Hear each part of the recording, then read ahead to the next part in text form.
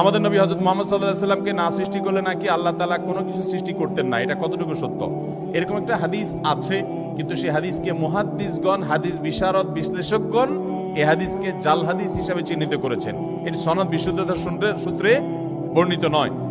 লাউলা খুলিকতু লামা খুলিকাতিল আফলাক, নবী সাল্লাল্লাহু আলাইহি সাল্লাম যদি সৃষ্টি না হতেন আসমান জমিন সৃষ্টি হতো না। ভাইরা আমার, নবী সাল্লাল্লাহু আলাইহি সাল্লামের মর্যাদা বলার জন্য মিথ্যা হাদিস বলার কোনো দরকার নাই। আল্লাহ তাআলা তার নবী সাল্লাল্লাহু আলাইহি সাল্লামকে, তার হাবিবকে এমনি মর্যাদা দিয়েছেন, তার জন্য ভুয়া হাদিস বানানোর কোনো দরকার। তিনি সকল নবী রাসূলদের মধ্যে শ্রেষ্ঠ, তাকে আল্লাহ মেরাজে ডেকে নিয়ে সম্মানিত করেছেন, তাকে আল্লাহ তাআলা কিয়ামতের ময়দানে হাউজে কাউসার দান করবেন, তার শাফাআত হবে সবচেয়ে বড় শাফাআত, শাফাআতে কুবরা।